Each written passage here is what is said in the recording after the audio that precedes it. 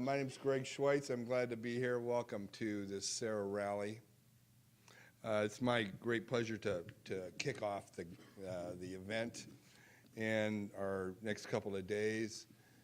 And, you know, I want to give a couple of nods of credit to people that preceded me. In particular, I want to think the concept of the rally really is a kind of an evolution of what we used to call used to be called the Serra Super Weekend. And the Super Weekend was, somebody figured this out to be the best way to do it. They wanted to meet in Chicago in either December or January. They were checking on the weather, making sure there was plenty of snow. And then they'd hold us up in a hotel, and you'd just be in constant meetings, on and on and on and on, and then you have a good time on the last day and let all the steam blow off. Bob Labatt, his idea, he says, it's got to be bigger than this. And it can be bigger than this. And so he says, I want an inspiring part to this. I want to bring speakers to this. I want to bring in content. So it's not just all work, work, work. It's not Santa's workshop. It's, you know, let's do stuff that helps elevate the organization. So the Serra rally, first rally was in Houston. And my friends from Houston here, Larry Massey and Margot Getty and Candace and others that are here from Houston were important to launch that concept. So those of you might have joined us in Houston for a couple of years. We did the rally, met some great people, inspiring talks, learned a lot about vocations. And then the next step was where to go after that. And since nobody wanted to go back to Chicago for some reason, some obvious reason, so then it was, let's try and do it in Phoenix. And so I met my good friend, soon to be my good friend, Tom Castellanos, Wayne Rich, Dave Mazza. And, you know, part of the deal is when we bring this rally to this local organizations, part of it is to lift up the Serra organization, Chuck and Alice Wold. You know, we want to improve what's going on in our local area. So it's important that we have a Serra contact and a Serra base to work a workshop like this out of. And so we've been blessed with 3 good clubs here in the Valley, in the greater Phoenix metropolitan area, and we appreciate the support that we get from the local Serrans. And it's a mutual thing. It's not just a one-way deal. So they gain from us, we gain from them, and that's the way we keep doing it. A couple other things I wanted to mention to you is some of you received, I think everybody received a decade rosary. And so it'll look like this, and you would have got it during registration. If you haven't gotten one, be sure you pick one up. I want to tell you a little bit about the history behind this decade rosary. First of all, you're the second group to have received this, the first group being the Region 9 conference in Omaha, which happened in October this year, was the first to see this. This is a first creation of this cross. And of this decade rosary, and it was the inspiration of the Serra, of the planning committee in Region 9 to have a particular special gift, if you will, not a knick-knack, but an important gift as a memory of that particular event. And I'm so impressed with it that I said, I want to do the same thing for the Serra rally. So let me tell you a little bit about what this is about, and I'd like to read just a little bit about us. A local Serran in Omaha, Bernadette Esposito, was the person who organized and ran the group that decided on all these things. So I want to talk about the Serra Decade Rosary. And with its beautiful Caravaca cross, that's unique cross that has great meaning to Junipero Serra. It was designed and developed by Ghirelli Rosaries, and it's produced in consultation with some of the individual members of the Serra Club of Omaha with the goal of presenting this to the Region 9 conference. St. Junipero Serra Decade Rosary has several distinct features that make it quite unique and very special. The following is a description of the unique features as they appear on the decade rosary.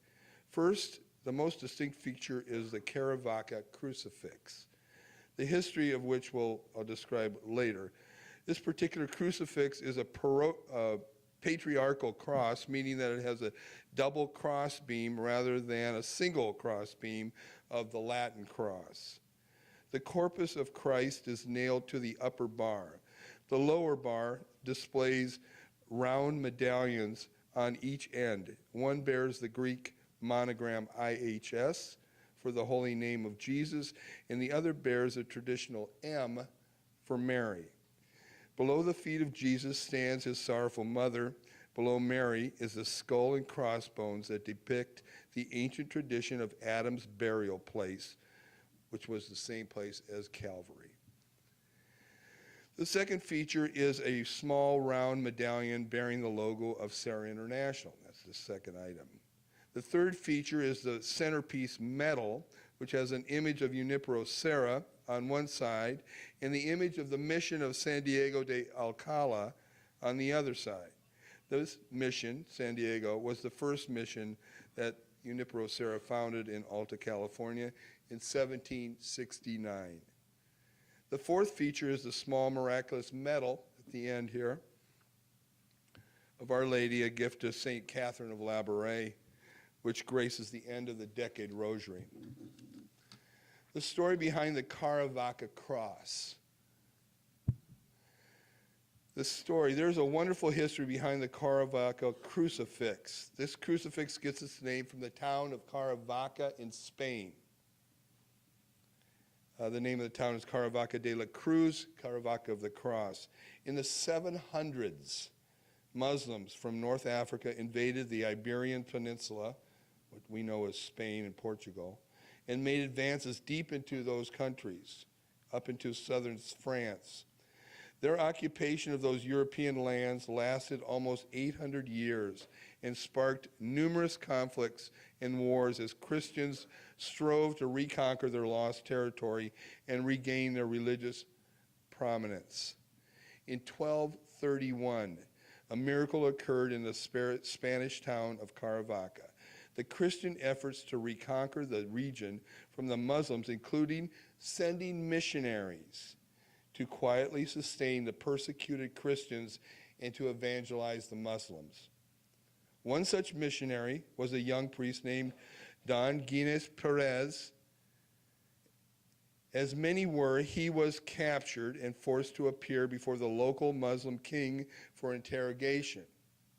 This particular king was very interested in knowing more about the Catholic faith, especially the celebration of the Mass. He demanded that the young priest give him a demonstration of the rituals of the Mass. Reluctantly, the priest agreed and told the king that what he needed for proper celebration of the liturgy. Everything was brought to him and the altar was prepared.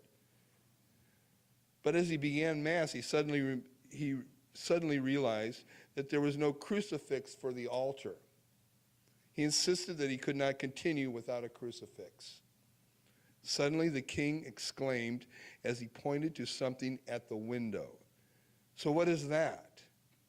All looked to see what appeared to be two angels coming from heaven bearing a crucifix, which they placed on the altar and then disappeared.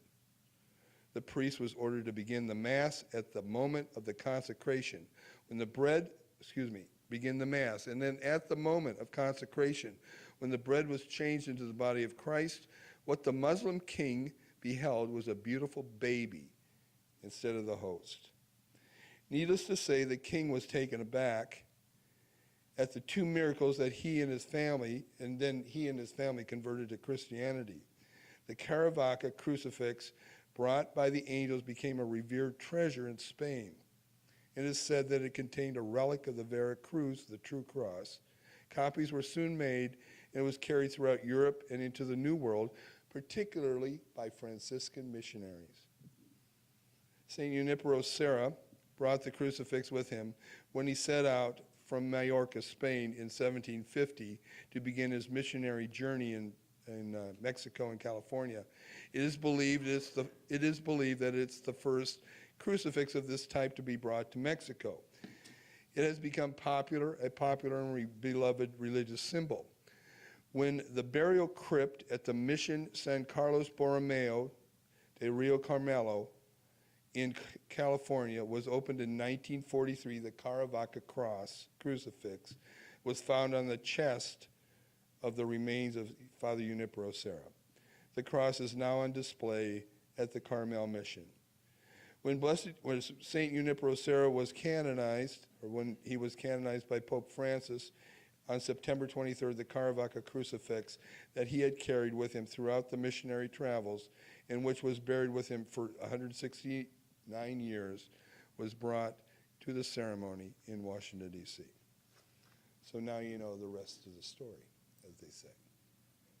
Caravaca cross. So think of that. When you see that, think of St. Junipero Serra. And think about those Franciscan missionaries going to those uncharted lands. And think about that one guy that went to Spain in 700s or 1231. And the purpose, again, is to support the faith in adverse conditions.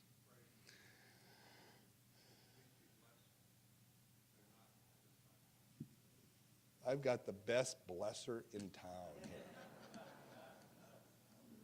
The answer is no, they're not blessed yet. So if you want to do a mass blessing later, or anytime you want to do that, bring them to lunch and we'll bless them then. Okay, thanks. Okay, next. This is the important part. This is an important part of this weekend. Let me tell you a little bit about our next speaker and the next topic. In 1985, Greg Schwietz, his wife Mary Lynn, and others from Omaha went to a conference on tech, Teens Encounter Christ. And in that conference, there was a speaker from Green Bay, Wisconsin, friend of Cindy Bell, we found out later. Whoever Cindy Bell was, we didn't know who Cindy Bell was, but we found out later. And his name was Father Mike Carroll. And he gave a talk on servant leadership. And the idea behind servant leadership that he presented at that time was talking about the importance of institutions and organizations to change the world, to make it better. That we collectively as human beings have dramatic effect on our culture and our people when we work through institutions. And how we do that makes a big difference. Servant leadership is a concept that is very biblical, where there isn't your traditional pyramidic structure, power structure. A very common phrase within servant leadership is first among equals. That the people gather together. And a principle is that no one of us has got the whole deal. We all need each other to complete the picture. This is so much the mystical body of Christ. Everybody brings their own unique God-given talents. And in each of our clubs, we have that happening. Many people come together to create what is the local Serra Club, bringing all our gifts, of course, all of our problems, but most importantly, we bring together something that comes together that's bigger than the sum of its parts, bigger than the sum of its parts. He said, Mike Carroll, at that time, he said, you know, institutions have a great opportunity or great potential for good in this world, in this society. And he was quoting a man named Robert Greenleaf. Robert Greenleaf wrote an essay called The Servant as Leader. And so Robert Greenleaf's history was that he worked at AT&T back in the days when big organizations had people that just worked on big ideas. They might not have worked on the line. They might not have worked on dial-up. But they were working on bigger concepts, and part of it was leadership development. And so what he discovered in his leadership development is that he found that in studying some of the CEOs of the past years at AT&T, that some of the leaders, not just the CEOs, but the leaders of that organization seemed to come through one little channel. What was that channel? That channel was this, they seemed to be all work for some period of time underneath a particular middle manager, unnamed, some person.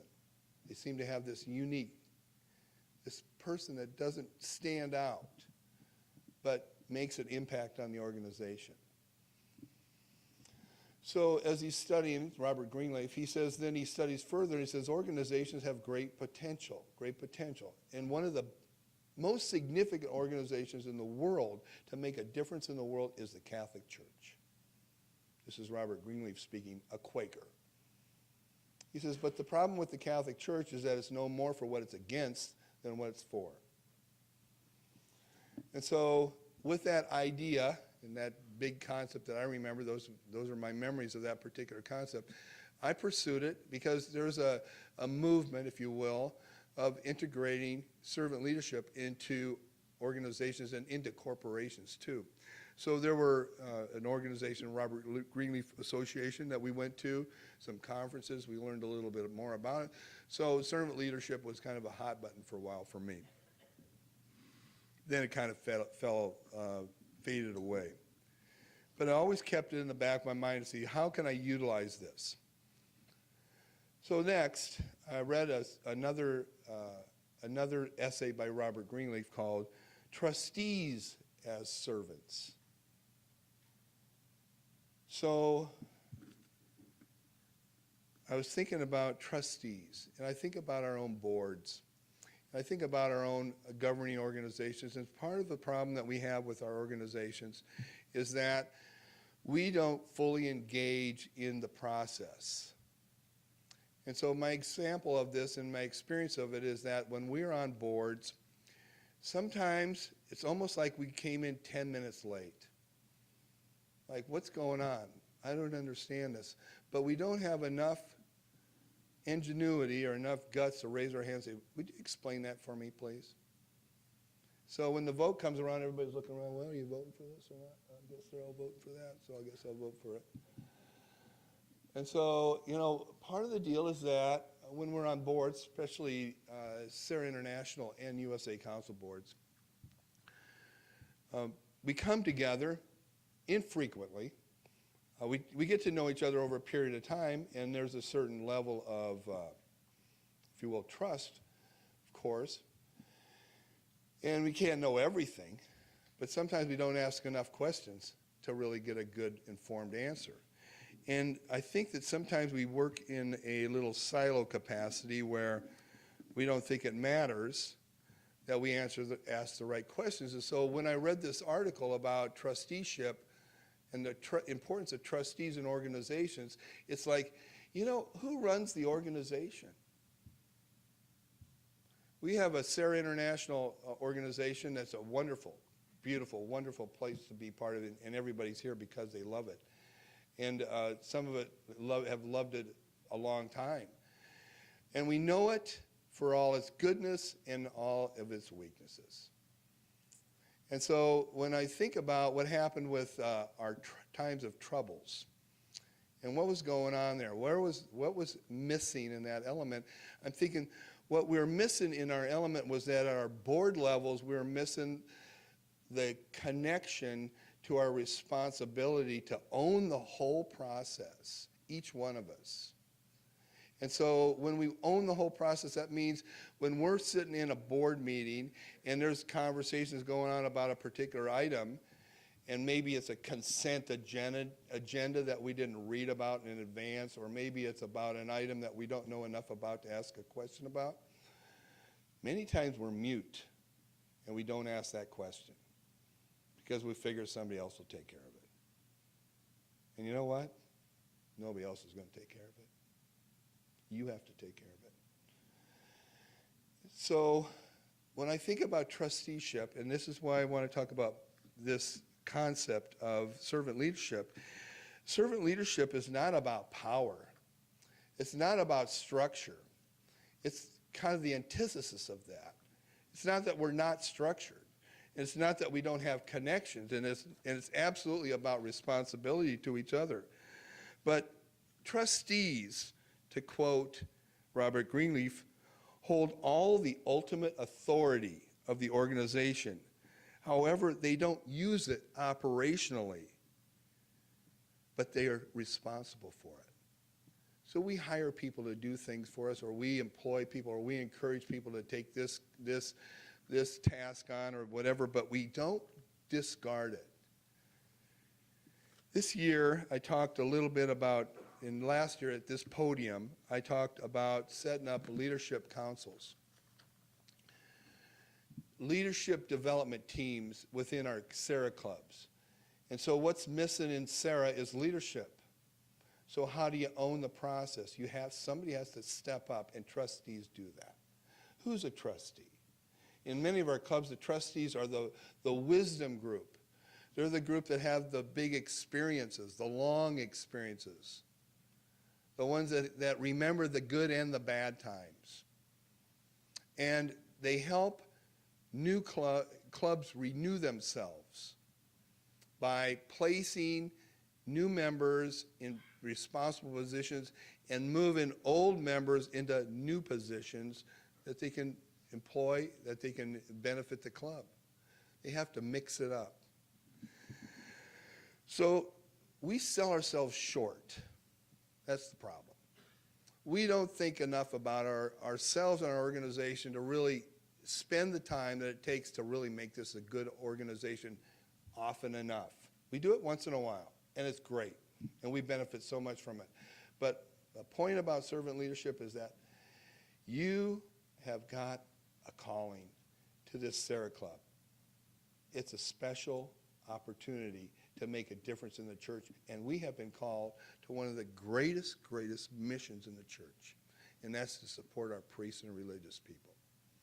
And we've been given the job by the Holy Father, Pope Pius XII, and every pope since, about what that big job and how important it is, to the point where this June 23rd, we heard it once again, you have a very important job. And we need you, Serrans. That's the Holy Father speaking to you. So, do we need you part-time? Do we need you kind of like, okay, whatever? Or do we need you all? And the energies that you have to give to Serra are going to be very important, but you have to own it. You got to own it. So back to our trouble issues. And when you're sitting on boards, when you're thinking about something else while they're doing business, don't let those moments pass when you can make a difference by asking the right question, focusing the question, and helping your clubs. And therefore, by helping your clubs, you help this whole organization be relevant, make an impact in religious vocations in the church. So I'm encouraged by this event this weekend, the number of people that signed up, said yes to this, the number of people that said yes to the invitation from fellow Serrans to join us and to be part of this. I'm encouraged that I've got people like Tom Thibodeau and other people outside the church, Father Ralph O'Donnell, that see Serra for the impact that it's got. And you know what? Listen to them, because you've got a great gift here.